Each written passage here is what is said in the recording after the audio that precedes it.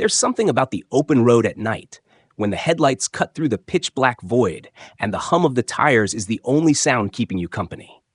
It's during these late-night drives that the world begins to blur, and reality can slip into something far darker. Many drivers have encountered more than just empty highways. Some have come face-to-face with the unexplained. In this episode, we bring you 3 chilling accounts from people who saw what should not exist while alone on the road. Buckle up, because what lies ahead may change the way you look at driving after dark. Story 1. The woman in the breakdown lane. Derek wasn't a reckless man. He'd driven trucks for a decade and prided himself on being calm under pressure, whether it was navigating black ice in the Rockies or hauling livestock through Kansas thunderstorms. But even he admitted that something about Interstate 46 after midnight unsettled him. The road was wide, with no streetlights for long stretches, and the trees grew unnaturally tall on either side, arching over the pavement like grasping hands. It was a place where the world felt off. That night, Derek was hauling equipment from Portland to Boise. It was supposed to be an uneventful run. The weather was clear, the road empty, and he had a fresh cup of gas station coffee steaming in the cup holder. He was about 40 miles from the next rest stop when he saw her. A woman, standing in the breakdown lane on the right side of the highway, her arms wrapped tightly around herself. Derek instinctively slowed the truck and flicked on his hazard lights. She wasn't waving or signaling for help, just standing there like she'd been planted in the ground, her white dress stark against the darkness, her hair long and dark, clinging to her face. Derek thought, what the hell is she doing out here alone? He pulled onto the shoulder a few yards ahead and climbed down from the cab. The gravel crunched under his boots as he approached cautiously. Ma'am, he called, staying a safe distance away. You okay? You need help? She didn't move at first. Then slowly she turned her head toward him. Her face was pale and smeared with dirt, and her eyes were wide. Not scared exactly, just hollow, like she wasn't fully there. My car, she said, her voice flat. It broke down. Derek looked around. There was no vehicle in sight, no smoke, no headlights, just her. Where is it? He asked, unease crawling up his spine. She pointed behind her into the trees. Back there, she said. I left it on the old road. It died, and I came out here. He looked where she pointed, but all he saw was thick forest. Maybe there was an access road, but he hadn't noticed any turnoffs for miles. You got a phone? He asked. She shook her head slowly. No signal. I needed to get out. There was something about her that made Derek's instincts scream. Still, he wasn't the type to abandon someone. Against his better judgment, he said, Come on, I've got a CB. I'll call Highway Patrol. They'll get someone out here. She stared at him for a moment longer, then nodded and began to walk toward the truck. Derek turned back toward the cab, and that's when he heard it. A voice whispering from the trees. Don't take her with you. He froze, whipped his head around. Nothing, just shadows and branches. He looked back. She was closer now, almost too close. Did you hear that? He asked. Hear what? She replied. But Derek was already backing away. Something was wrong, very wrong. The temperature around her felt colder, and as she moved under the faint glow of his taillights, he saw it. Her bare feet weren't leaving any prints in the gravel. Wait here, he said, trying to keep his voice calm. I'm going to grab my flashlight. He hurried back to the truck, climbed in, and locked the doors. Reaching for the CB, he called for assistance, but there was nothing, just static. Then the engine sputtered. The dashboard lights dimmed. Dead battery? No, this truck's new. He looked up. She was standing right in front of the windshield, her head tilted to the side, hair falling in wet strands across her face. Her mouth moved, but he couldn't hear the words. Then she raised one hand and placed it against the glass. Her palm left no smudge, just cold. A strange, creeping chill seeped into the cab. Derek slammed the gear into reverse without thinking. The truck roared, suddenly alive again, and he backed up fast, tires spitting gravel, then shifted into drive and peeled back onto the highway. In the rearview mirror, she didn't move. She just stood there, watching him go, until the darkness swallowed her up. He drove for nearly 15 miles before the CB crackled back to life. He pulled into a well-lit rest stop and sat for a long time, hands trembling on the steering wheel. Eventually, he told a state trooper what had happened. The officer was polite but skeptical. "There's no access road out there," the trooper said. "Not anymore. Used to be one years back. Old service route. It's been blocked off since '97. Landslide took it out." Derek frowned. "You sure?" "Positive. Nothing but forest. And as for a woman in white, well, you're not the first trucker to see her." The officer said it so casually that Derek thought he was joking. "She shows up sometimes," the trooper continued, "always around that same stretch.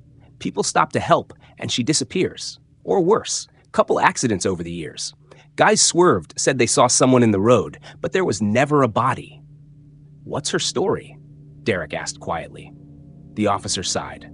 "Best we can tell, there was a girl who went missing out there in '95. Car ran off the old road during a storm. They found the vehicle 3 weeks later, wrapped around a tree, deep in the woods. No sign of her. Some folks say she's still trying to get home." Derek didn't answer. He didn't sleep that night either. To this day, he refuses to drive I-46 after dark.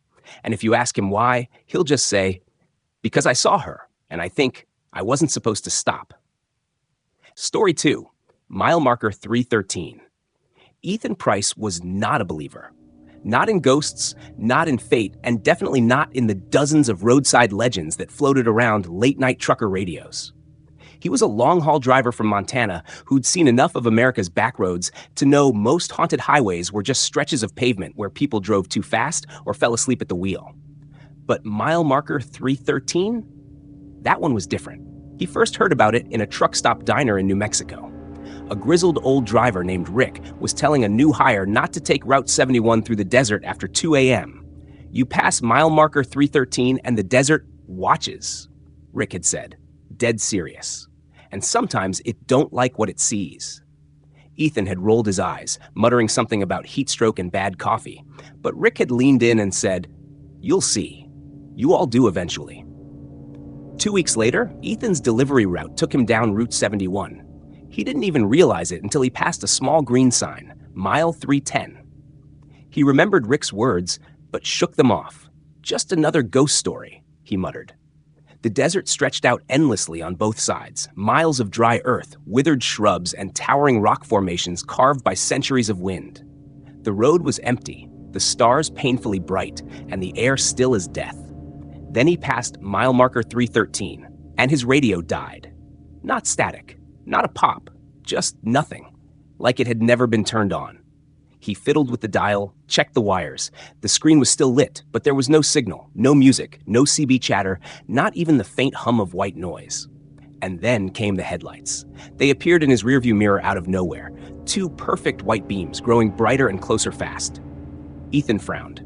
He hadn't seen another car for over an hour. Who the hell was out here at 2:37 a.m.? The vehicle stayed behind him for the next mile, tailing just far enough to be unsettling. Ethan tapped his brakes lightly. The headlights didn't flinch. He slowed to 50. The car stayed behind. He sped up to 75. Still there.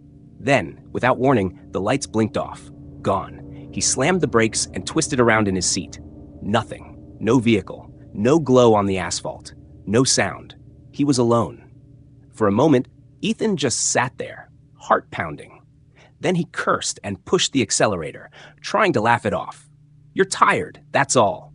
No more diner stories before bed." He drove for another 5 minutes. Then he saw the girl. She was standing by the side of the road, barefoot, wearing a red flannel shirt several sizes too big and a pair of cut-off jeans. Her arms were crossed and her long hair whipped around in the breeze.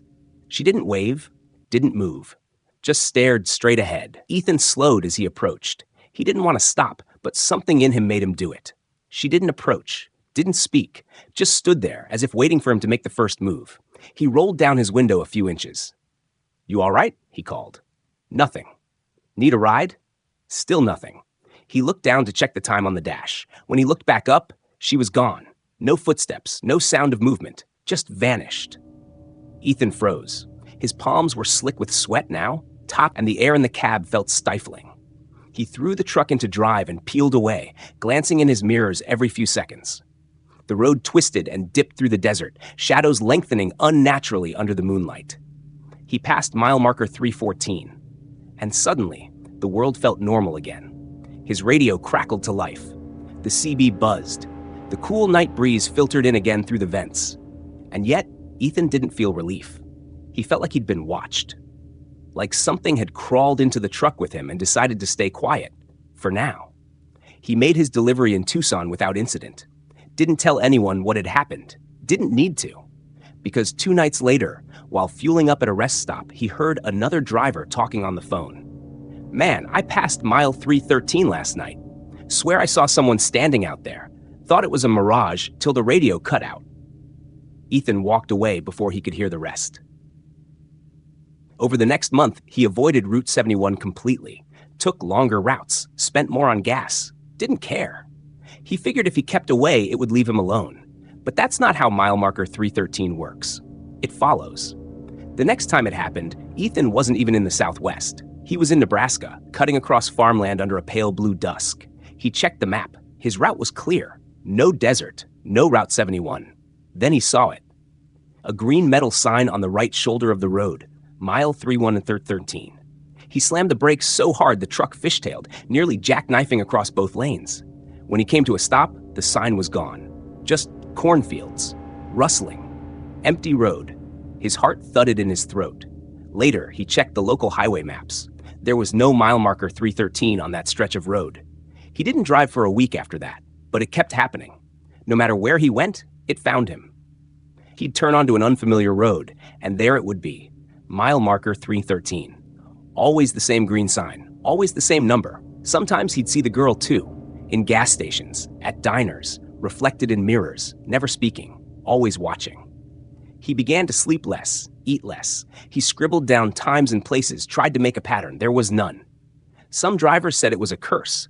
Others believed 313 wasn't a location. It was a threshold, a crack in the fabric of the world that moved around, latching onto those who noticed it. Those who stopped. Ethan kept driving, but he knew it was only a matter of time.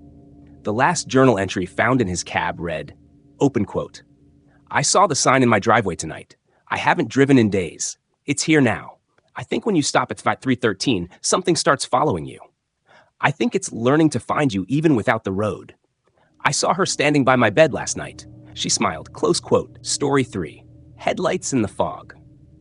Ryan was a seasoned delivery driver for a regional medical supply company, known for his reliability and willingness to take the late-night routes no one else wanted. On a Tuesday in November, he was tasked with transporting a load of dialysis supplies to a rural clinic located in the Appalachian foothills. It was a 5-hour trip, mostly through winding back roads and long stretches of unlit highway. He didn't mind. The roads were quiet at night, and the solitude gave him time to think. Around 2:40 a.m., Ryan turned off Route 9 and onto County Road 42, a long, narrow 2-lane stretch bordered by thick woods and farmland. A dense fog began to roll in, thicker than usual, like a heavy cotton blanket being dragged across the land. His headlights barely pierced it. Still, he wasn't worried. He'd driven in worse. But then he noticed something odd. In his rearview mirror, another pair of headlights appeared. No big deal, except he hadn't passed a single vehicle for over an hour. The lights weren't tailgating him, but they were close enough to be noticeable. He assumed it was another late-night driver and continued on. 10 minutes passed. The lights remained behind him, then 20, then 30. Every time Ryan slowed for a curve or a drop in visibility, the car behind him matched his speed perfectly. No attempt to pass, no dip in distance. Just the same steady presence. He turned down his radio and leaned forward. Something about those headlights was beginning to unsettle him. They didn't bounce or sway like regular headlights. They didn't flicker when he hit rough patches or reflect properly off the fog. They were too steady, almost like they were painted on the rearview mirror. To shake the growing unease, Ryan pulled off at a gravel turnout near an old barn, hoping the car would pass and keep going. But the moment he stopped, the headlights stopped too. No engine sound, no door opening, just the twin orbs of light glowing faintly through the fog. He waited a full minute. Then, without looking back again, Ryan merged back onto the road, heart beating faster now.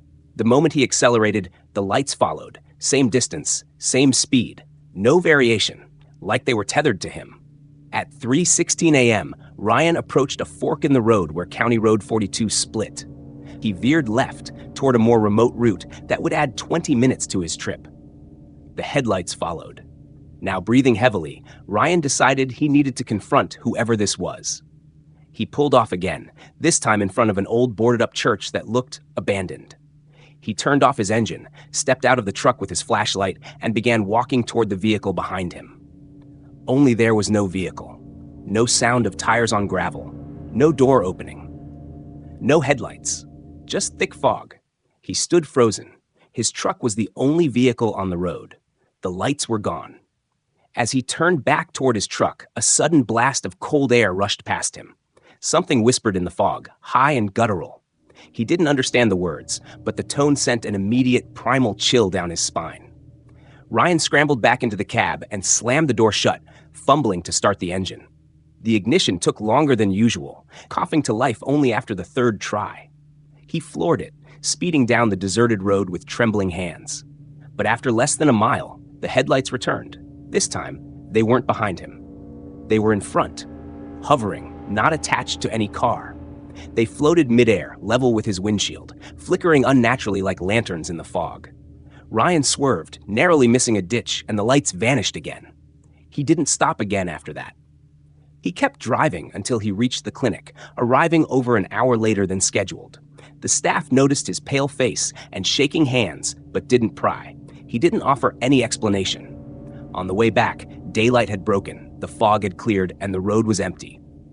Ryan quit night driving 2 weeks later. He later learned that the stretch of County Road 42 he'd driven that night had been the site of a series of fatal head-on collisions in the 1970s and 80s, mostly caused by dense fog and driver confusion. Locals whispered of ghost lights, phantom vehicles, and travelers who'd vanished entirely.